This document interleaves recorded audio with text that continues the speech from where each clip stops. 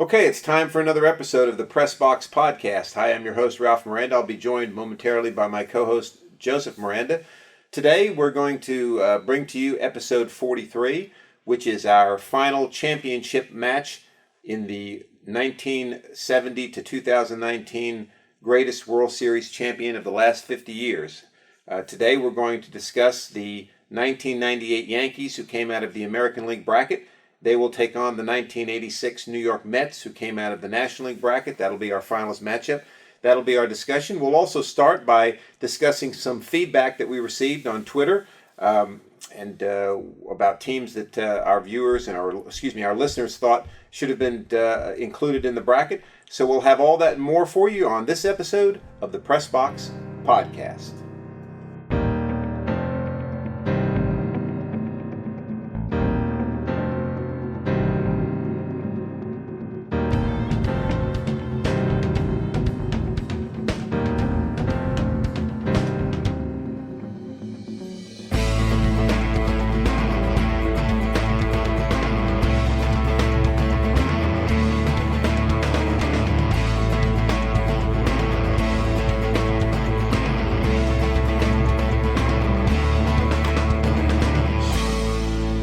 Time for the Press Box Podcast. This episode will be our final round matchup in our 50 Greatest World Series Champion bracket from 1970 to 2019 with the 1998 Yankees facing off against the 1986 Mets. But before we get into that, we want to take a look at and discuss a little bit of the feedback we got via Twitter and elsewhere from the bracket so far. So first, we put a poll question up on our Twitter account at PressBoxPod. If you haven't seen it or aren't following, I recommend you do that.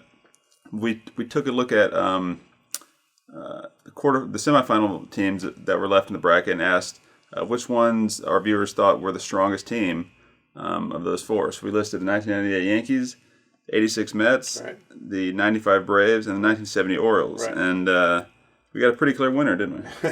We sure did. We had a total of 787 votes, which was pretty strong.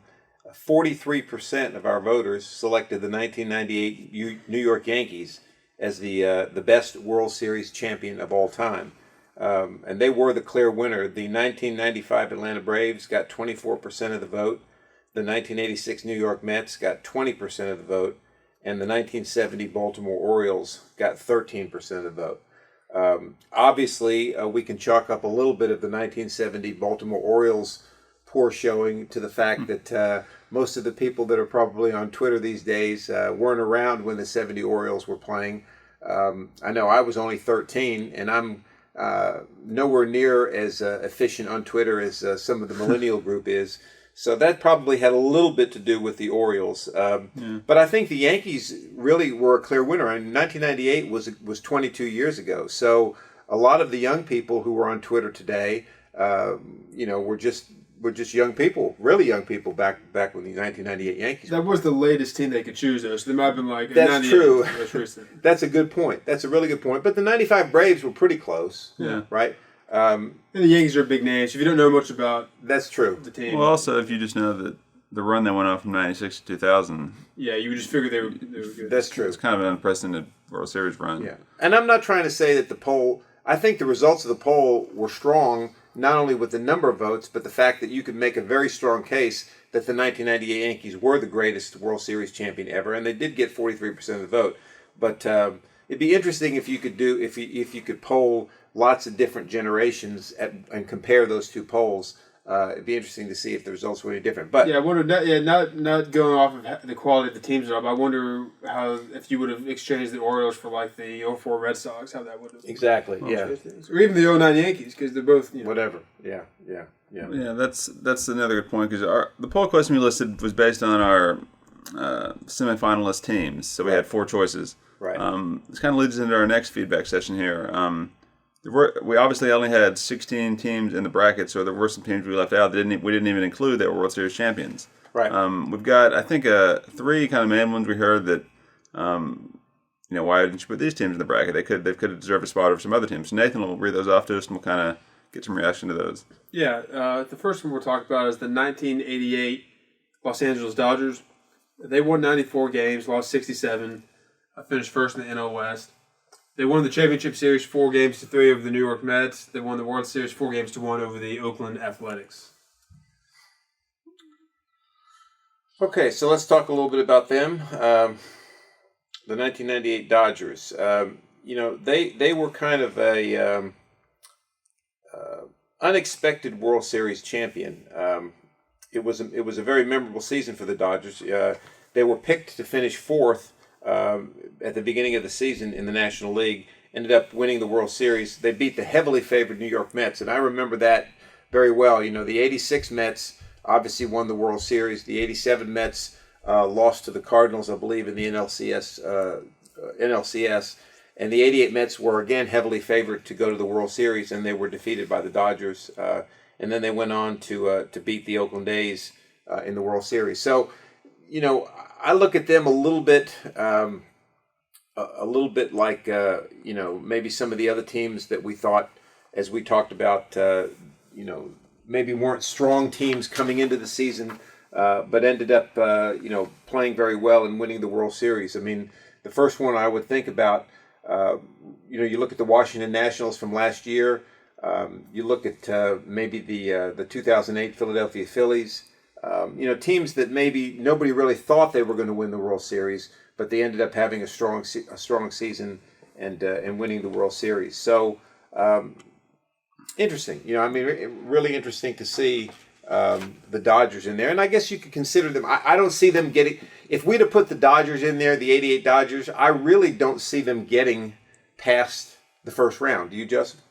Yeah, not really. I guess it depends on who they match up against too. But main two things I think of when I think of the '88 Dodgers are obviously the Kirk Gibson home run, right, and then Hershiser, who had a great year that year, won 23 games, and had his. I think that was the year he set his scoreless inning streak.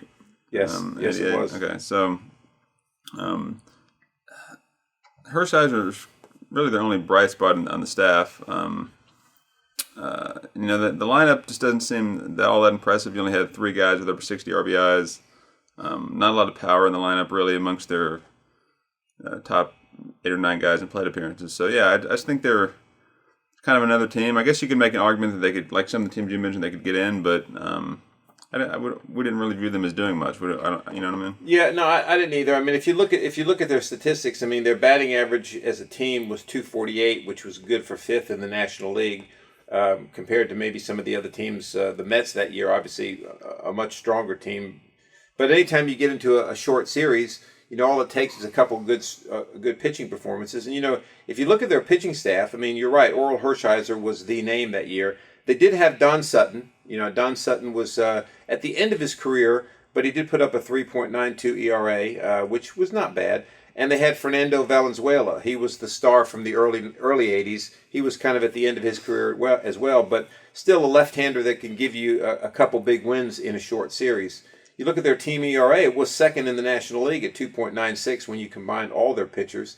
Their bullpen, was interesting. They had Jesse Orosco on that team, who was the one of the star closers for the New York Mets just 2 years earlier. Right. So yeah, I mean, I think you can make a case for them to be considered. I don't think, looking at their statistics, that they would have gone very far in the bracket, but nonetheless, they were obviously a team that we appreciate the feedback we got. Yeah. All right, Nathan. What else you got? Yeah, so another team we'll discuss here, the 1989 Oakland Athletics. They won 99 games that year, lost 63, first in the AL West.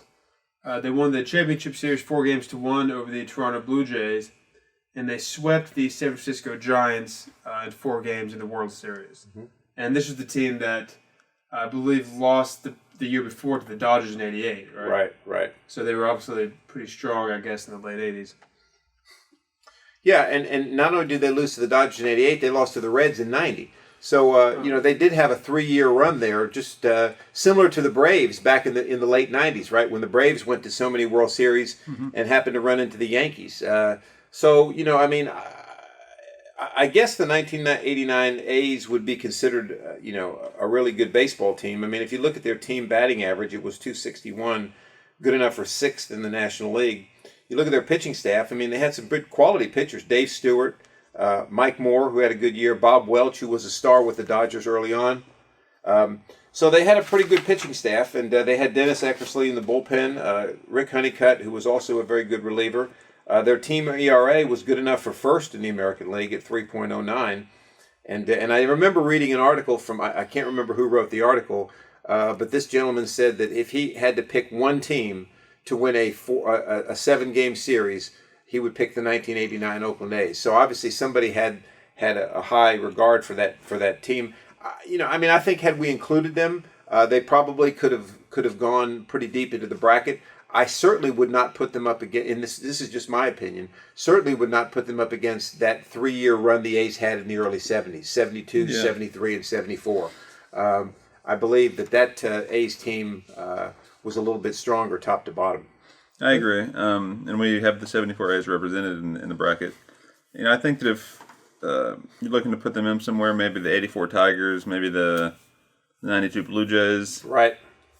Even maybe the 04 Red Sox or some teams that maybe you could flip-flop. But then again, this is why we do the bracket. This is our opinion. This is who we... Right. And this is who we felt were the top 8 World Series champions. And that's why it's fun to debate this type of stuff. Because I know a lot of people probably think the A's should be in there. And that's, I think, without getting too much into all the teams we didn't choose, that's one of the stronger teams that could have made it probably. Right. I didn't know Tony La Russa was their manager too. Yeah. He was. And I'm going to throw something else out which probably has nothing to do with what we're talking about, but I think it needs to be thrown out there since that A's team only won 1 World Series of the 3 they were involved in that 3-year run. If you remember, the 89 World Series was the one that was delayed by the earthquake in the Bay Area. And that earthquake was in San Francisco, which was the home of the Giants, who they were playing in the World Series. I think that upset the Giants a little bit. When your home ballpark and the place that they lived, their families, their homes, their community, and then they had to go back to Oakland for games 3 and 4. And I just think it jarred them a little bit, where Oakland, all they had to do is get on an airplane and go back home. Not saying it didn't affect them as well, but they didn't have to worry about their homes, their community. Oakland's just across the bay, though. I understand that. But I mean, still... Maybe not get on an airplane. Maybe that was a wrong choice of words. But still, it was a different area. But I guess my point, though, is if an earthquake affects San Francisco, doesn't it also basically affect Oakland? I guess it where could. it hits. It depends on the... I don't remember all the details of that earthquake, how strong it was, and how... how... In fact, maybe I've got it all backwards. Maybe it did happen in Oakland. I don't remember. Well, what stadium was it when live on air everything was shaking? San Francisco, yeah. So... Again, that's just my own opinion. I said it probably doesn't have anything to do with anything, but I just wanted to throw that out there. And how can you talk about, before we're done with this team, how can you talk about this team without mentioning the Bash Brothers? I don't think that term has come up yet. You got to say the Bash Brothers. McGuire, one thing here about Sega. Yeah, of course I don't, again, this team a little bit before my time here, but I believe Canseco was injured that year. It didn't look like he... Only 258 plate appearances. Yeah, right. Compared to McGuire's almost 600, so I believe he was injured. Yeah. I think that, of course, Canseco's year was 88 when he won 40-40, but right. I guess if you're going to make an argument against this team, definitely their power numbers. 1, 2, 3, 4, 5, 7 guys in the starting lineup with less than 10 homers. Right. You got McGuire with over 30, and then Dave Canseco had 17, but not a lot of power in that lineup. Could be a downfall for them in a short series against good pitching. I agree with that. The pitching was pretty strong, I feel like. They had 4 guys with 17 or more wins. And then, of course, you have Dennis Eckersley as your closer, which is he's a Hall of Famer. So, and they did have Ricky Henderson. They were second in the league in stolen bases, and we talked about the Yankees being, the '98 Yankees having a lot of speed on that team. So they did get it done in a lot of ways. I think the '89 A's were a good team for the feedback that we got. And they probably could have made a strong showing in our bracket. But as you said, this is our opinion, and this is why we do it. It's fun, and everybody's opinion matters because everybody has their own ideas. All right. The last team we'll discuss is the 2015 Kansas City Royals. They won 95 games, lost 67, first in the AL Central. They won the divisional series 3-2 over the Houston Astros. They won the championship series 4-2 over the Toronto Blue Jays. Mm-hmm. And then they won the World Series 4-1 over the New York Mets. Right. Yeah, and this Royals team is another one that came off losing the World Series the year before. Right. To the Giants. Right. So they put together a pretty good 2-year run there. Pitching was really this team's strong point. I think also, especially their bullpen. Mm-hmm. They were a team that in the playoffs was they only had to get to 5 or 6 innings, and their bullpen Right. pretty much set them up nicely for the rest of the game. Three starters with over 10 wins. Like we said, the bullpen is pretty much their strength. Yeah, their team ERA was third in the American League. But as you said, I think the strength of that team was the fact that all they had to do was get to the sixth inning with the lead, or get to the seventh inning with the lead, and then you had Wade Davis, Kelvin Herrera, and Greg Holland. Three guys that year were pretty much lights out. When they got the ball in the seventh inning, it was pretty much lights out. And they had Edson Volquez and Yordano Ventura. Right. So they had Johnny Cueto. Right. They had some pretty good ball players on that team. And they were a season team, having come off the 2014 World Series, which they took to 7 games with the San Francisco Giants. Yeah, absolutely.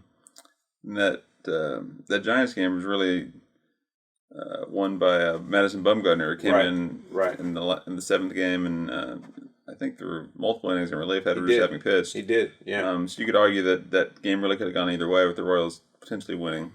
And in 2014, the Kansas City swept everybody leading up to the World Series. Yeah. So, yeah, right, exactly. It must have been pretty strong. They were pretty strong. As far as the lineup, a team with not really a superstar, just a lot of good players. They don't really have that one big name that stands out, but just a lot of really good quality players. Which you want to say Omar Infante is a big name that stands out? No, I wouldn't. Believe it or not.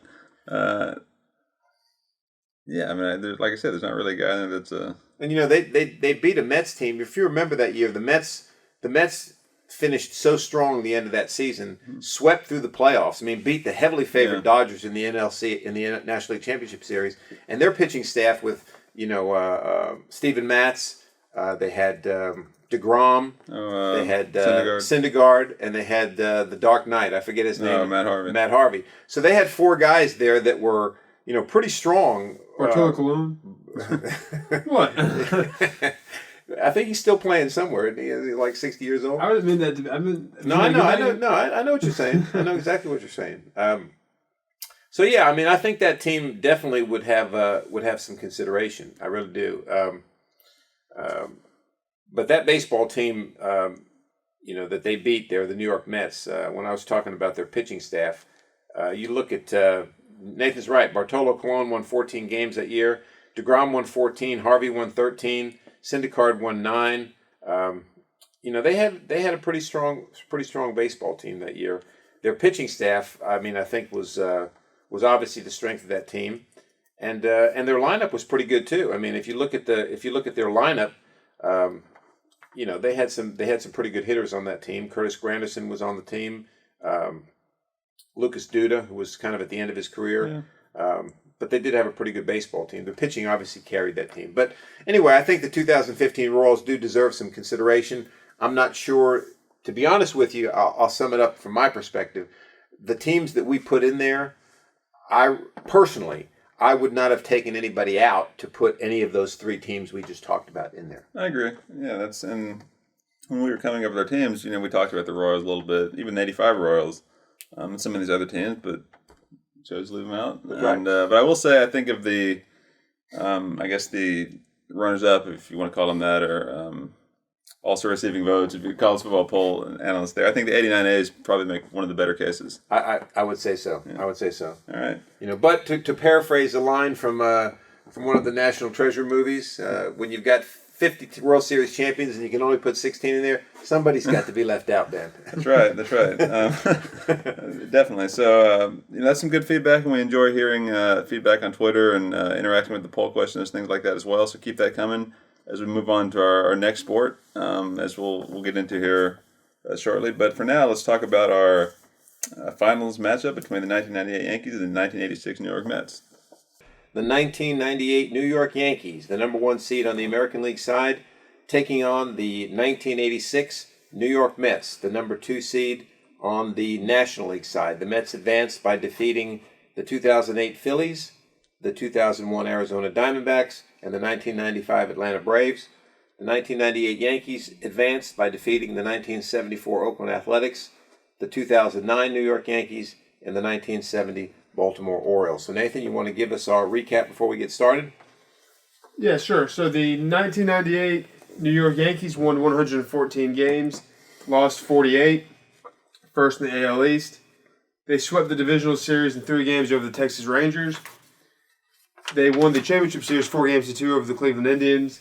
And they swept the World Series in 4 games over the San Diego Padres. The 1986 Mets won 108 games and lost 54, first in the NL East. They won the championship series 4-2 over the Houston Astros. And they won the World Series 4-3 over the Boston Red Sox. Okay, Joseph, you want to get us kicked off here? Okay, so I want to change it up a little bit here. I know in the past we've always started with the pitching, and we'll get to the pitching here in a second. I want to look at some WAR numbers here, wins above replacement, that we hadn't really talked about too much because, the more matchups we had, we don't have like a research team to go too in depth with every single team here, but now that we're in the finals, I think it's worth taking a look at. So, WAR is wins above replacement. It calculates how many wins a player is worth above a replacement player, which is basically just your average Major League player. So, starting with the 86 Mets here, we picked the top 10 players in each lineup based on plate appearances. So the top 10 plate appearances that season took their WAR. So, and we use Baseball Reference, and the Baseball Reference rating system, if you have an 8+ WAR, it's an MVP worthy season. If you have a 5 to 8, it's an All-Star worthy season. 2 to 5, it's worthy of an MLB starter, like a quality starter. 0 to 2 is equal to a substitute player, so a guy off the bench. And then less than 2 is your replaceable. Like you'd be better off with somebody else on that team or in the lineup. So going off that here, the Mets, if you add up their top 10 guys, their total WAR is 29.3. Only guy in the All-Star category is Keith Hernandez with a 5.5 WAR that season. You have Gary Carter, 3.6, Hernandez, 5.5, Wally Bachman, 3.2, Rafael Santana, 0.6, Ray Knight, 2.4, George Foster, 0.4, Lenny Dykstra, 4.7, Darryl Strawberry, 3.4, Mookie Wilson, 3, Kevin Mitchell, 2.5. Now, if you look at the Yankees lineup, total WAR of 37.6, so they have the edge in total WAR there. You've got 4 All-Star caliber players. To go through there, you got Posada 2.9, Tino Martinez 3.2, Chuck Knobloch 2.8, Derek Jeter 7.5, Scott Brosius 5.3, Chad Curtis 2.4, Bernie Williams 5.3, Paul O'Neill 5.8, Tim Raines 0.9, and Darryl Strawberry 1.5. So the Yankees, whether you want to take their lineup on face value, just looking at who you believe is better, if you go by WAR, which is a very popular stat used for player value ratings, the 98 Yankees definitely have the edge in WAR across many positions. Yeah, and I think that's important. I mean, I think WAR is something that you hear a lot of these days among most baseball analysts, and I think it's a legitimate statistic, wins above replacement, because obviously that tells you, how good your top line guys are. And the Yankees had some really good top line guys, and I think obviously the Yankees are going to get the edge in that category. Let's do like we've done the last 3 episodes, and let's start by analyzing the pitching staffs. And I know a lot of this is going to sound a little old to many of you who've heard this before, but obviously now we're in our finals matchup. The Yankees pitching staff, again, Andy Pettitte, the left-hander, David Wells, the left-hander, Pettitte with a 4.24 ERA, Wells with a 3.49 ERA, David Cohn, 3.55, and then El Duque, 3.13, and of course Hideki Irabu was their 5th starter with a 4.06. The Mets pitching staff, if you look at stats, a lot better from an ERA standpoint. Their top 3 starters, Dwight Gooden, Ron Darling, and Bob Ojeda, all under 3. Gooden at 2.84, Darling at 2.81, Ojeda at 2.57. Sid Fernandez, the crafty left-hander, the 4th starter, 3.52, and Rick Aguilera, their 5th starter, 3.88. So if you look at ERA for the starters, the Mets would have the edge there if you look at pure statistics. If you look at the bullpen, obviously the Yankees have the edge with Mariano Rivera coming out of the bullpen, the greatest closer of all time with 36 saves that season. Roger McDowell for the Mets had 22, but Jesse Orosco, as we talked about last time, also had some saves because they could go to him. He was a left-hander. He could also come in and save. I looked at a little bit of the pitching statistics. Let's look at overall ERA. The Mets' overall ERA was 3.11, and that 3.11 for the Mets was good enough to be first in the National League. If you look at the Yankees ERA as a staff was 3.82, but that also was first in the American League that year. They're facing the DH. And they're facing the DH, that's right, and they were still first in the American League. Complete games, the Mets had 27 complete games, which was second in the league. The Yankees had 22 complete games, first again in the American League. Hits, the Mets gave up 1,304 hits, which was third in the National League that year. The Yankees gave up 1,357 hits, which was first in the American League. And runs allowed, the Mets allowed 578 runs, which was second in the National League that year. The Yankees allowed 656 runs, which was first. So the Yankees finished first in the American League in all those categories, ERA, complete games, hits, and runs, facing the DH. The Mets were first, second, third, and second, respectively. If you look at WHIP, the Mets had a little better WHIP, 1.22 compared to 1.25 for the Yankees. Strikeouts per 9 innings, 6.6 for the Mets, 6.7 for the Yankees. Base on balls per 9 innings, 3.1 for the Mets, 2.9 for the Yankees. Hits per 9 innings, 7.9 for the Mets, 8.4 for the Yankees. And ERA plus was pretty similar across the board. So, again, fairly similar, but the Yankees led the American League in all four of those categories that we talked about, facing the DH, which is pretty spectacular if you ask me. Yeah, definitely. Both starting staffs had 5 pitchers with double-digit wins. The Yankees, 5. They both had 5, which is don't see very often. A lot of these teams we looked at had, maybe some guys with 20 or 19, and then some couple guys with 4 or 5. So across the board, I think quality starts wise, you're going to get a lot out of each staff. I think that the stats you just read off there about the Mets pitching staff. And they're definitely formidable. I just think that these Yankee lineup's going to get to them eventually. You got 7 guys with over 60 RBIs compared to the Mets with only 4 guys with over 60 RBIs that season. Right.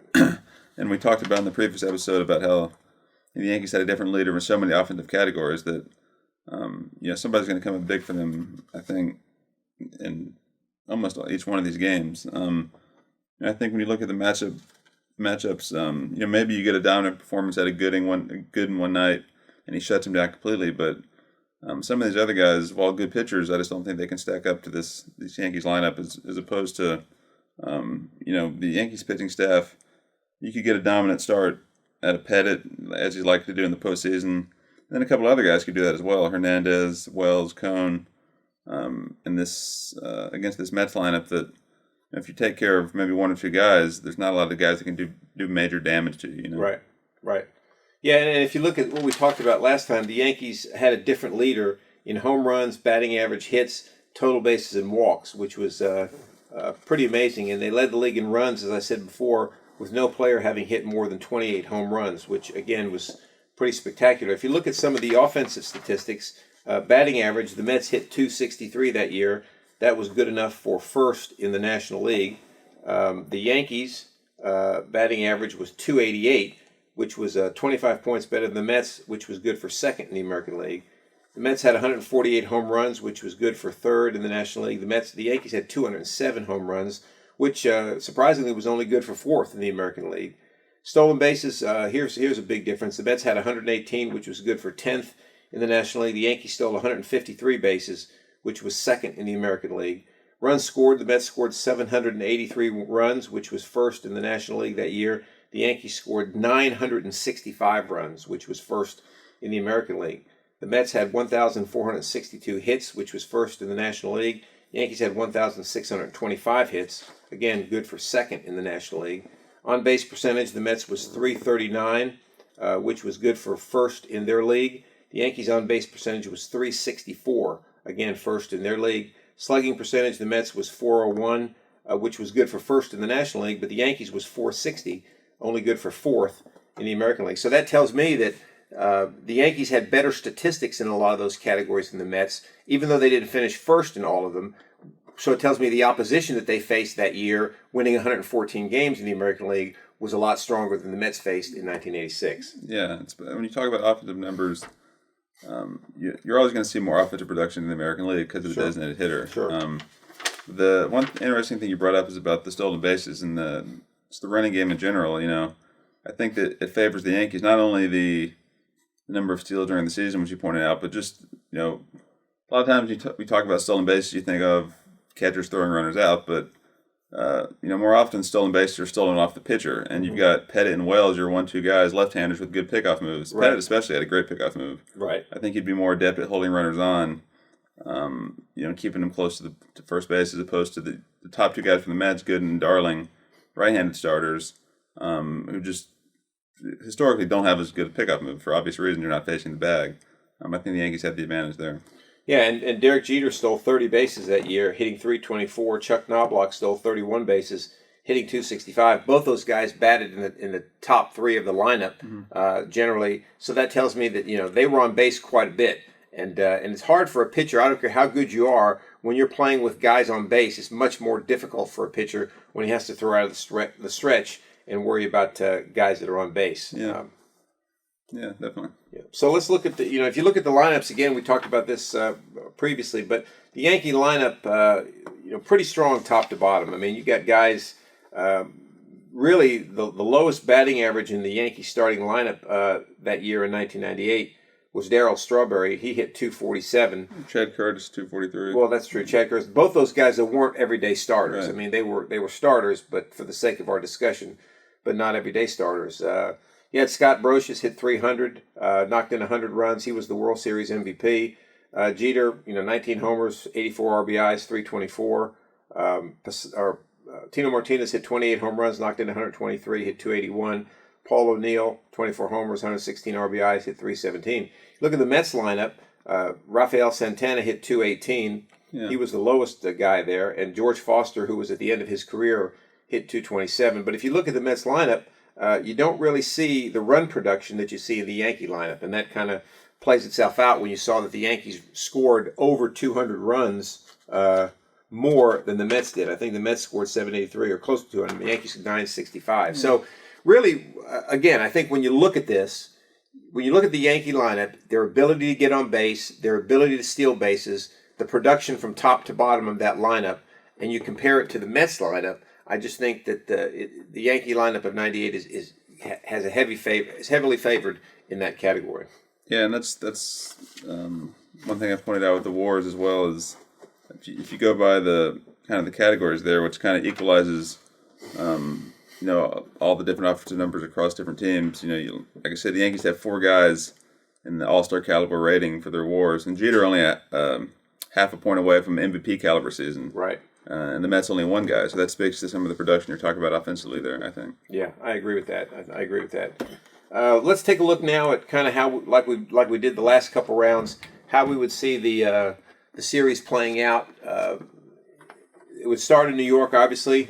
The Yankees. It's going to start in New York. Well, that's true. It would start at Yankee Stadium, obviously. The game 1 would probably be, and again, we're assuming here, just for the sake of argument, that we're not taking into account the last round, because obviously in baseball, right, if your number 1 starter had to pitch that closing game of the previous series, he may not be ready for game 1. We're assuming that everybody's ready on regular rotation and regular rest. So Andy Pettit against Dwight Gooden.